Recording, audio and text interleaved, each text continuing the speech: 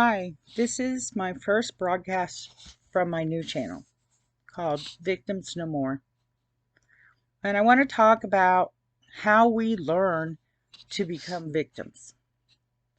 What happens to us is that as a child, we go through some kind of trauma. Different people have different traumas.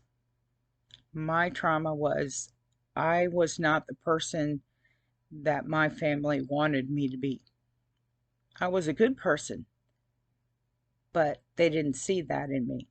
So what happened was I was abandoned. I was left behind. So through a trauma, whatever your trauma was, because I know people that are victims that have had way different traumas than mine, worse traumas than mine. Okay? But you have to keep in your mind, this is a learned behavior. You learned it as a child. As a child, you were taught that you had no value. You were worthless. You were invisible. What your needs didn't matter. What mattered was other people's needs. You you had no authority because you're a child. We have no authority over our life as a child. So we're growing up and we're learning that we don't have any kind of self-esteem because we were never shown self-worth. And as a child, it's very hard to get self-worth for yourself because you haven't had the experience to get help, to self-love. Okay? And sometimes none of us have anybody that we can talk to and tell them about what's going on in our life because they don't believe us. Because we're little kids. We don't have any authority. Who are we to talk? Especially in my case, my family portrayed themselves as a beautiful, loving, and giving family that I was adopted into. But they weren't that. I was uh, stupid. I was worthless. I was ugly. Everything that you could say about someone was said about me. My mother started grabbing me by the back of my hair and wrenching me off the bed and smashing my head into the floor, calling me a whore. I was one. I didn't even know what the word meant. So I grew up like that. It was a daily occurrence in my life. And the older child in the family that was also adopted, she could do no wrong. And then there was me, who could do no right. It didn't matter how well I excelled in school. I wasn't as smart as her. I wasn't as pretty as her. I didn't do things like her. I just could not get to the level that my sister had. But my sister was not a very good person. Okay? So, from a young age, because we lived in a very non religious family, my friend that lived down the street, her family would take me to church with them. And I learned about God. I learned about Jesus. And I learned about divine that watches over us. So when things were wrong, going wrong, or I felt bad, or because I would stand in the mirror in the bathroom with the door closed and cry because I thought the only person that cared about me crying was my reflection. But I didn't understand at that time that divine cares. It took me a long time and many more abusive relationships before I understood. So we're growing up here. We're learning negative self-value, negative worth. There's nothing we can do. We're a kid. No one's helping us because I tried. I ran away from home. I went and stayed at a friend of mine's house. His mother was blind. I would hide in the closet. She couldn't find me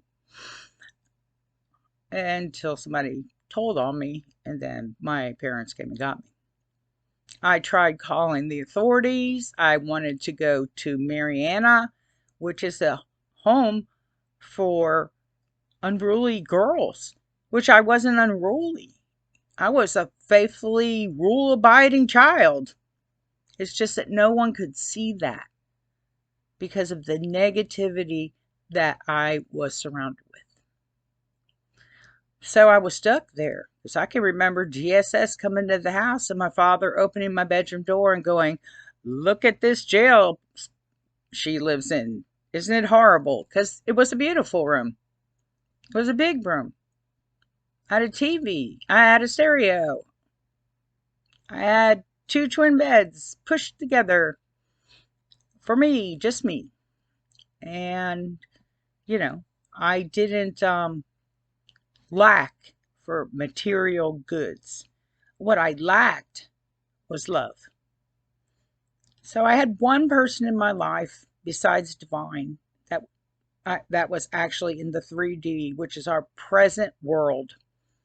So here we are in our present world. I'm a little kid. And who do I have? I have Melissa Butler, the nanny that was paid to come in and take care of me because my mother wanted nothing to do with me.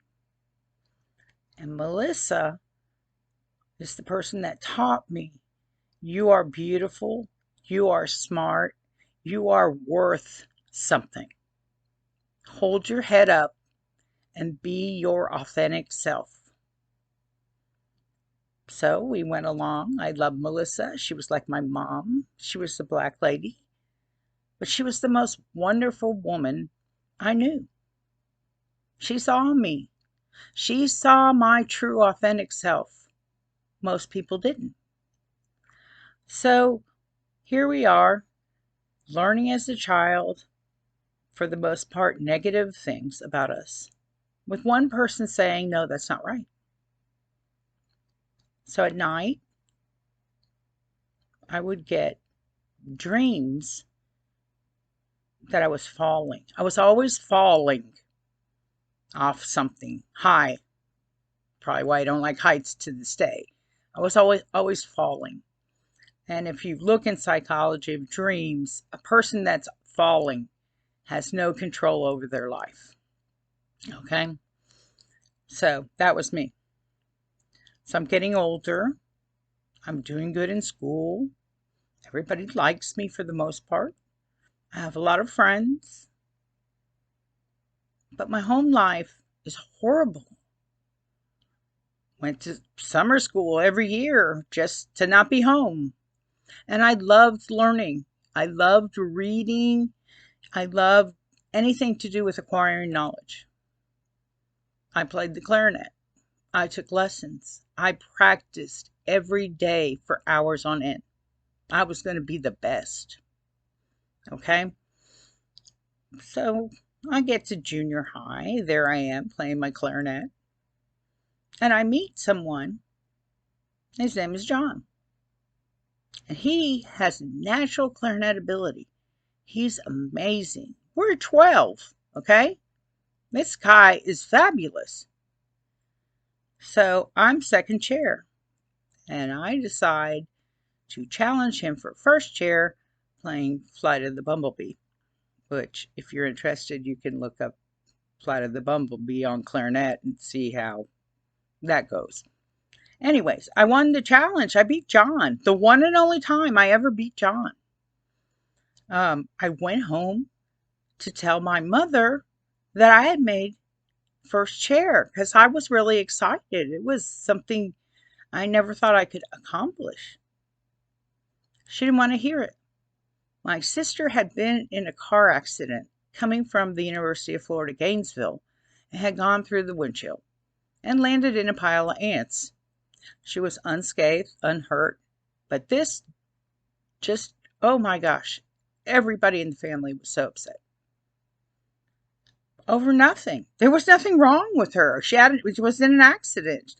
Believe me, she went on to have many accidents.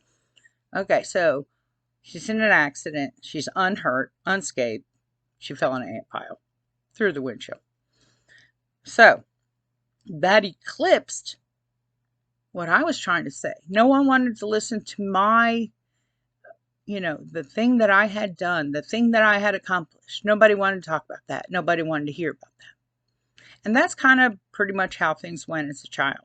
Everything I did, I was in ballet from the age of 5 till 15. I studied under Alexander Nigadov.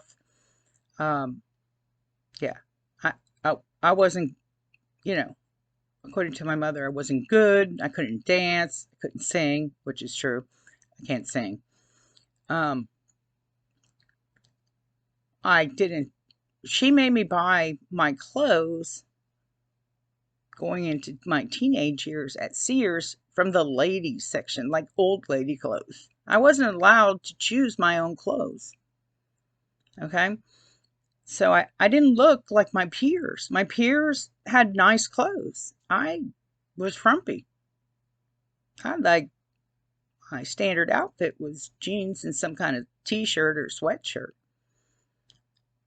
or some other kind of shirt, but never anything like nice clothes. Um, but it didn't matter to me because I got to go to school and I did have good friends. I still have my best friend from high school to this day, and we're coming up on our 50-year high school reunion. So we've been friends a long time.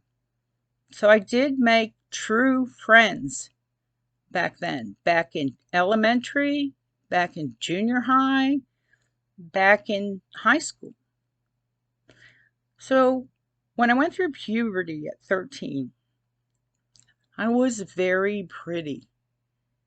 I wasn't allowed to wear makeup, and then I got what I didn't know because my mother always said that my hair was my crowning glory. And what happened was I started pulling my hair out, which later I found out was an OCD thing called trichotillomania. A lot of people have it. They pull their hair out, their eyebrows, whatever. And eventually, if you keep pulling it, your hair turns white and you're missing hair because some of it doesn't grow back ever. So I went through that for 20 years. I did that. So going into puberty, I have beautiful long brown hair. I have a pretty face. And, people like me.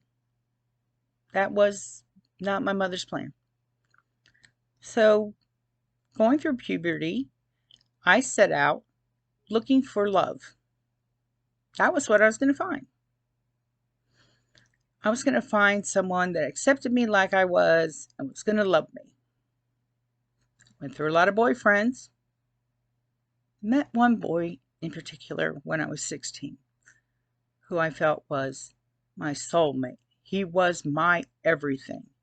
He was the kindest, sweetest person I had ever met in my life. He was my safe place, my safe harbor, where I could always go. And I was loved, I was accepted, his family liked me, and it was a blessing to me. As we got older, I went off to college. He used to come and get me on the weekends. Then I moved from that college, Lynn University. I moved to the University of Gainesville because my best friend wanted to go there. But I didn't fit in there. It was too big of a university for me to thrive in. So I was there my second year of college. And then at the end of the year, miserable, my mother got cancer. So I was removed from the school, and I was to be my mother's keeper, which is ironic because she didn't want anything to do with me. But I met somebody when I was there at Jackson Memorial Hospital, and that was a respiratory therapist. And she inspired me so much that I went to Respiratory Therapy Institute that was in downtown Miami, and I became a respiratory therapist. Now, I had to wait a couple years working in the hospital, worked on the cardiac floor, um, until space opened up in the respiratory department. So, see, I'm increasing my knowledge because that's important. It's important for us to increase our knowledge, to remake ourselves into who we want to be. So, at the age of 20, my person joined the Army. And I went to where he was stationed, and I told him that yes, I would marry him. I had a promise ring. So at 20 in 1979, I said, yes, I will marry you. At which time he left, and I never saw him again until recently. But yeah, he ran. He ran from me. So then I started getting involved with other people that weren't so good for me. People that, a person that wanted me because of where I'd grown up in a very rich neighborhood, they thought that made me the one. It doesn't. Okay. And then I met somebody else. He also was very protective over me. He was a good person, but he had a very bad, violent temper, which was terrifying to me. And so we kind of went in and out of each other's lives for a couple of years. And I wronged him many, many times because I was frightened. And see, that's what happened to us. We get scared. We have a lot of fears instilled in us. So I ran. Anytime anybody said they loved me, I left because love, I grew up in a family. They're supposed to love you. If that's love, I didn't want love, not from anybody. I mean, look what happened to me. At 16, I met the love of my life. What did he do? He ran from me. So love was a four-letter word as far as I was concerned. And I hurt people that actually did care about me because I didn't know how to love. And that's one of our basic problems. We do not know how to love. We don't know how to love because we were never taught love. And it's hard to learn it on your own because you don't know who you can trust. So I went in a relationship, out of a relationship, in a relationship, out of a relationship, in a relationship, out of a relationship. I'm sure many of you understand this. Some people were just friends. Some people were sexual. But that was me trying to fill the holes within myself, which is impossible at this time. So what happens is you get yourself into relationships you should not be in. So here's me from a young age. What am I learning? I'm learning emotional abuse, physical abuse, mental abuse. That's all I knew. And my person dumping me after I said I would marry them. More emotional, more mental abuse. There I was. Oh yeah, that's love right there. Because I know it. So we go through our lives and we make this horrible amount of decisions that are wrong, very wrong. But the decisions we make are based on our experiences as a child. So this person, even when I was grown, 20, 21, which back then the legal age was 18, I made a lot of mistakes. A lot. I can't even express how many mistakes I made. And I'm sure you can verify this in your own life. You flounder. That's all. There isn't anything to it. You don't know how to act right. You don't know how to receive love. You don't know what the word love means. To you, it means pain, abuse. That's what it means. Okay, so Anyways, I started going in and out of all these relationships. And one day my mother calls me. You have to remember, this is way before cell phones or the internet were invented. Uh, if you didn't have a phone, yeah, no one could talk to you. Oh, you could write letters, but I moved all the time. I moved 20 times in 1 year. I moved all the time. I never permanent. Sometimes I lived in my car. On many occasions, I lived in my car. Sometimes I stayed at a friend's. Lived in a hotel. Whoa, lived a lot of places. Went a lot of states. Did crazy ass things. Just crazy. I mean, when I look back on it now, I'm almost 64. Look back on it, I'm like, well, what did you do that for? Because it was all I knew. The only thing I knew was how to run. So when you find someone that they tell you, oh yeah, I want to be with you, I'm going to give you sanctuary, I'm going to keep you safe. You're like, wow, this is a real person. This is a real love. But in most cases, if we're comfortable with that person, it's not real love. Because what did we grow up in? Abuse. No matter what kind of abuse it was. We grew up in abuse, and that's the relationships that we feel comfortable in. So I'm in my 20s. I'm trying to make headways in a career. I'm trying to be my best self. But my life is falling apart around me because I don't have anyone but myself and the divine. And back then, the divine would try and tell me things through my dreams, but I didn't understand. I didn't have the equipment to understand the dreams other than falling. Falling, I knew. So I got married. My mother called. She said, I'm coming to Miami and I'm coming to get you, which panicked me because I tried to run as far as I could away from her. So I thought, well, let me marry this person I had only known for 90 days.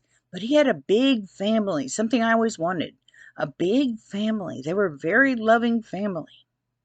So I married him, not really knowing him, just knowing he had a really big, loving family, what I was looking for. And it was a disaster. From the get-go, it was a disaster. So let's see. How many of y'all can understand what I'm saying? You grow up in an abusive family. You go out into the world at your appointed time and you find the people you feel comfortable with, the abusers. That's what you know. That's how you feel comfortable. People that really love you are either going to turn their back on you when you need them most, or you're going to turn your back on them because you feel uncomfortable in a loving situation because you don't know how to cope with it. You don't know how to accept it. You can't accept love. I don't know how. I never had love before. So I would like for y'all to comment and let me know what happened in your life. Where did you learn your negative attitudes toward yourself? Where did you go amok in your life? At what age did you start going amok? Because I know exactly when I started going amok. When I was 16, I started to be very sexually active. The stupid thing. That's the stupid thing. Okay, because you don't find love through sex. Love and sex are not the same thing. Okay? So please tell me your story. I want to read each and every one of your stories about what kind of atmosphere you grew up in. And when you went out in the world, I want to hear what happened to you, at what age, and what did you do that led yourself into becoming a victim whether it's through marriage, relationships, jobs. It can be anything. But you're going to feel comfortable. You're not going to let that go. You're going to hold on to that thing until the last minute that you decide, yep, I'm done. This is not for me. So I'm going to stop growing at this time because we've got to grow in other videos. And I want to hear your stories because I want to comment on them. I want to use them to further explain our journey from childhood to teenage to young adult. So you let me know your story and we'll work through that. I'm very excited. I want to read every single one of your stories. So tell me your story and let's work through it. I'm not going to mention your name. I'm not going to out you. We're just going to talk in general. Someone said, someone, there's a lot of someones out there. This is what they said. This is what happened to them. This is how they did the same things I did. And we want to know so we can be cohesive as a group, as a support group, to have each other's back, to understand what you're going through, that we've already been through. All of us. We got a story. Let's tell it. We're going to tell it now. Now's the time to tell. Because for me, I never started telling my story till last year. And my mother had been dead for 20 years. But I never told anybody. Never. So I'm very interested in you.